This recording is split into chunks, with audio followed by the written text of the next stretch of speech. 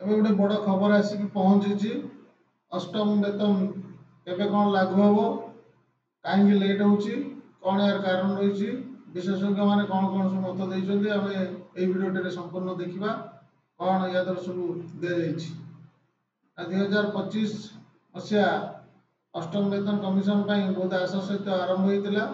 ଦେଖାଯାଇଥିଲା ଜାନୁଆରୀ 16 ତାରିଖ 2025ରେ ମୋଦି ସରକାର ଅଷ୍ଟମ ବେତନ କମିଶନ ଘୋଷଣା କରିଥିଲେ, ଯାହାକି ସମସ୍ତେ ଖୁସି ହୋଇଥିଲେ। କିନ୍ତୁ ଦୁର୍ଭାଗ୍ୟର କଥା, ଏପର୍ଯ୍ୟନ୍ତ ବିଜ୍ଞପ୍ତି ଜାରି କରିବା କିମ୍ବା ଯେଉଁ ଟିଓଆର୍ ପ୍ରସ୍ତୁତ କରିବା ଏସବୁ ଆରମ୍ଭ ହୋଇନାହିଁ।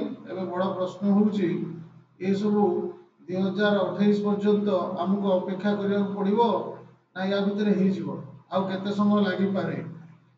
ଗତ ଦୁଇଟି ବେତନ କମିଶନ ଢାଞ୍ଚାରେ ସ୍ପଷ୍ଟ ଭାବରେ ସୂଚାଇ ଦିଆଯାଇଛି ଯେ ଏହି କମିଶନ ଗଠନ ଠାରୁ ଏହାର ରିପୋର୍ଟ ଦାଖଲ ଏବଂ ସରକାରଙ୍କ ଅନୁମୋଦନ ପର୍ଯ୍ୟନ୍ତ ପ୍ରାୟ 2-3 ବର୍ଷ ସମୟ ଲାଗେ। ଯଦି ଏଥର ସମାନ ହିସାବ ଅନୁସରଣ କରାଯାଏ, ତେବେ ରିପୋର୍ଟ 2027 ସୁଦ୍ଧା ପ୍ରସ୍ତୁତ ହେବ। ତାପରେ ସରକାର ବିଚାର, ସଂଶୋଧନ ଏବଂ ଅନୁମୋଦନ ପ୍ରକ୍ରିୟା ଆରମ୍ଭ କରିବେ। ତେଣୁ 2028 ପର୍ଯ୍ୟନ୍ତ ଅପେକ୍ଷା କରିବା ପ୍ରାୟ ନିଶ୍ଚିତ ବୋଲି ଜଣାପଡ଼ୁଛି। ଷଷ୍ଠ ବେତନ କମିଶନ ସମୟସୀମା କେତେ ନେଇଥିଲେ? ଷଷ୍ଠ ବେତନ କମିଶନ ଅକ୍ଟୋବର 2006ରେ ଗଠିତ ହୋଇଥିଲା।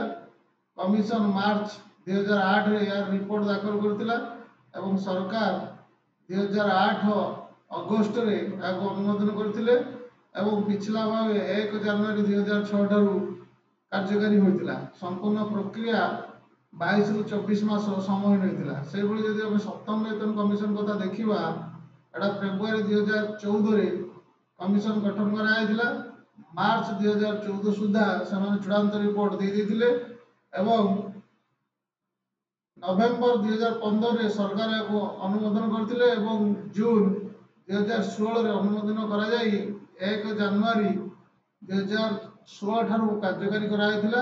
ଏହା ପାଖାପାଖି 33 ମାସ, ଯେଉଁଟାକି 2.5 ବର୍ଷରୁ ଅଧିକ ସମୟ ନେଇଥିଲା। ସେହିଭଳି ଯଦି ଆମେ ଅଷ୍ଟମ ବେତନ କମିଶନ କଥା ଦେଖିବା, ଏହାର ସ୍ଥିତି କ'ଣ ଅଛି?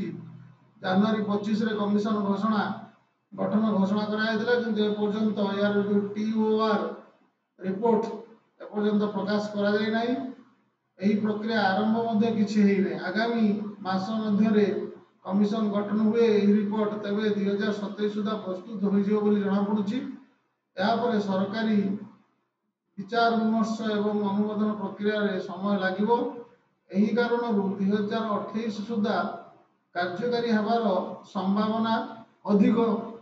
ସାନ୍ତ୍ୱନାର କଥା ହେଉଛି ଯେ ରିପୋର୍ଟ କେବେ କାର୍ଯ୍ୟକାରୀ ହେବ ତାହା ହେଉନା କାହିଁକି, ଏହା 1 ଜାନୁଆରୀ 2026ରୁ ପିଛିଲା ଭାବେ ଲାଗୁ ହେବ। ଏଥିରେ ସମସ୍ତେ ସରକାରୀ କର୍ମଚାରୀ ଏବଂ ପେନ୍ସନଭୋଗୀ ସମସ୍ତେ ଲାଭ ପାଇବେ। ଦେୟ ଆୟୋଗ କାହିଁକି ଆବଶ୍ୟକ? ଆମର କାହିଁକି ବେତନ କମିଶନ ଆବଶ୍ୟକ ଅଛି ଦେଖିବା। ବେତନ କମିଶନ କେବଳ ଦରମା ବୃଦ୍ଧିର ଏକ ମାଧ୍ୟମ ନୁହେଁ, ଏହା ସିଧାସଳଖ ଭତ୍ତା, ପେନ୍ସନ୍ ଏବଂ ସରକାରୀ କର୍ମଚାରୀଙ୍କ ଆର୍ଥିକ ସୁରକ୍ଷାକୁ ମଧ୍ୟ ପ୍ରଭାବିତ କରେ। ମୁଦ୍ରାସ୍ଫୀତିରେ ଏହି ଯୁଗରେ କେନ୍ଦ୍ର ସରକାର କର୍ମଚାରୀ ଏବଂ ପେନ୍ସନଭୋଗୀମାନେ ଏହି ଅପଡେଟ୍ ପାଇଁ ଉତ୍ସାହର ସହିତ ଅପେକ୍ଷା କରିଛନ୍ତି। ସମସ୍ତେ ଏହା ଚାହାନ୍ତି ଯେ ସରକାର ଯଥାଶୀଘ୍ର ଏହି ପ୍ରକ୍ରିୟାକୁ ଆଗକୁ ବଢ଼ାଇବା ଉଚିତ। ବିଶେଷଜ୍ଞମାନେ କ'ଣ ମତ ଦେଇଛନ୍ତି?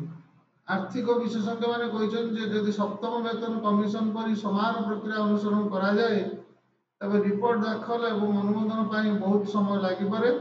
ବର୍ତ୍ତମାନ ସ୍ଥିତିରେ ଦୃଷ୍ଟିରେ ରଖି ଏବଂ କର୍ମଚାରୀ ଏବଂ ପେନ୍ସନଭୋଗୀମାନେ 2028 ପର୍ଯ୍ୟନ୍ତ ଅପେକ୍ଷା କରିବାକୁ ସ୍ଥିର ହୋଇଥିବା ପରି ମନେ ହେଉଛି।